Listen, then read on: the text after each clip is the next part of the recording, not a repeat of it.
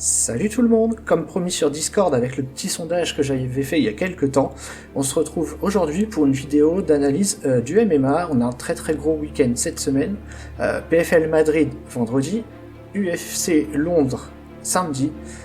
Donc voilà, j'ai analysé les combats principaux des deux shows, on perd pas plus de temps, c'est parti.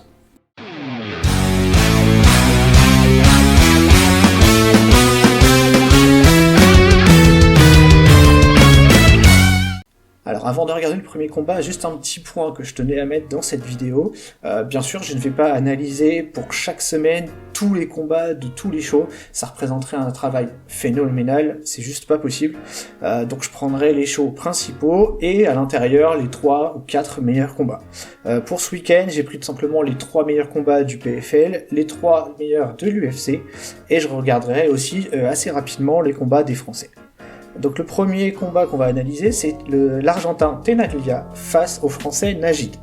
Le Français ne va pas du tout être favori, il reste sur 2 défaites, dont une au PFL. Sa dernière victoire est assez ancienne, elle date de 2021. Point fort et point faible du Français, un peu les deux en même temps, il n'a jamais perdu par KO, mais il n'a non plus jamais gagné par KO. Donc son style, c'est très évident, ça va être le grappling, donc soit une victoire à la soumission, soit par décision. Pour l'Argentin, c'est son premier combat au PFL, il est actuellement en record professionnel à 5-2 en carrière, mais il compte aussi quelques combats en boxe professionnelle, c'est donc un striker pur et dur. Voilà, j'aimerais dire que les Français sont favoris à chaque fois, mais là c'est pas le cas, l'Argentin est largement favori dans ce premier combat. Le combat suivant, ce sera tout simplement le co-main event de la soirée du PFL Madrid entre l'américain McGee Jr. et le hongrois Boric. Boric, actuellement, c'est 23 en carrière, 80% de sa carrière, il a combattu au PFL ou au Bellator. Bon, vous savez, le Bellator, c'est l'ancêtre du PFL. Il est polyvalent, il peut finir le combat, mais on voit dans ses stats qu'il arrive aussi à gérer les combats de manière à gagner à la décision. Le problème, c'est que son adversaire a exactement le même profil. Un tout petit peu plus d'expérience, 23-2 en carrière, voilà, 25 combats contre 23, l'écart est pas énorme.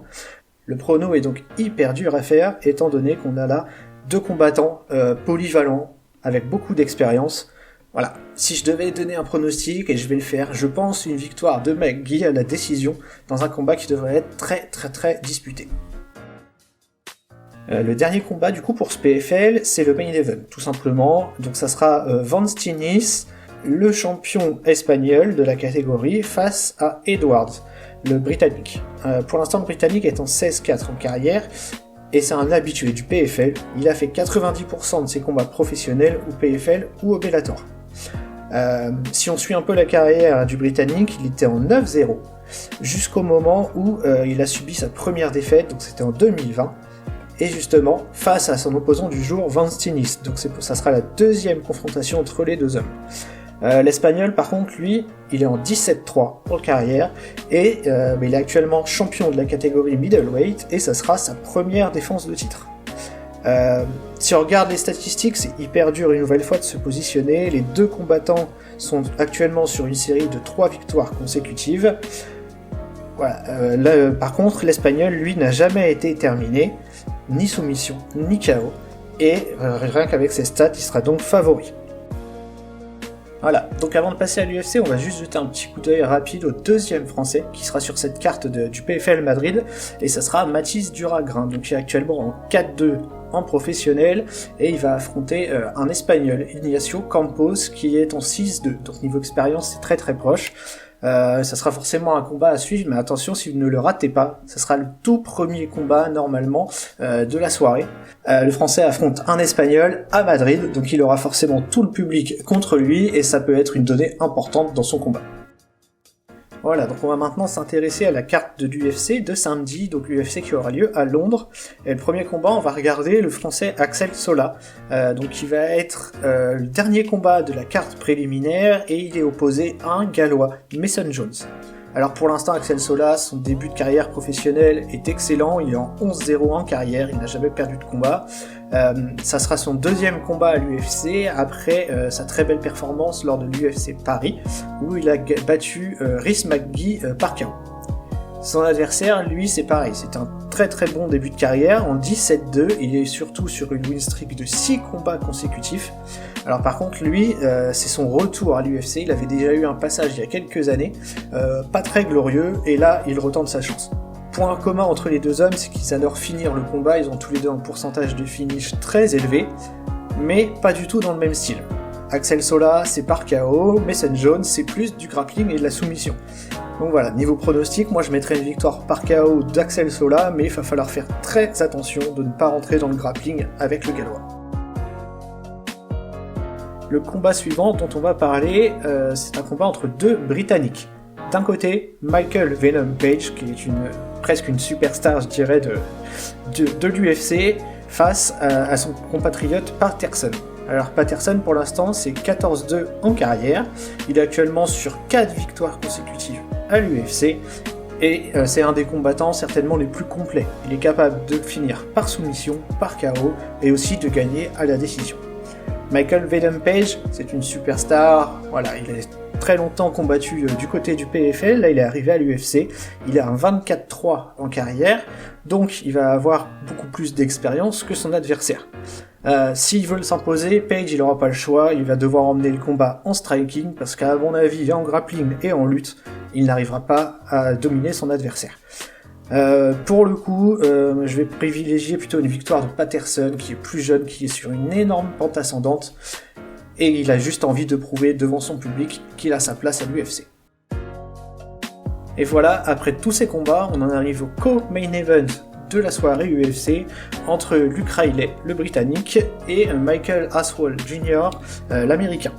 Alors pour l'instant, l'Américain, il est en 11-3 en carrière, c'est un très gros spécialiste du striking. Il est en 1-1 à l'UFC et son dernier combat a été gagné par KO en 2025. Son adversaire, ce sera tout simplement la nouvelle, entre guillemets, pépite britannique, qui est actuellement en 12-0 en carrière. Alors pour Luke Riley, c'est que du KO. Sur ses 12 victoires, il en a déjà 9 par KO ou TKO.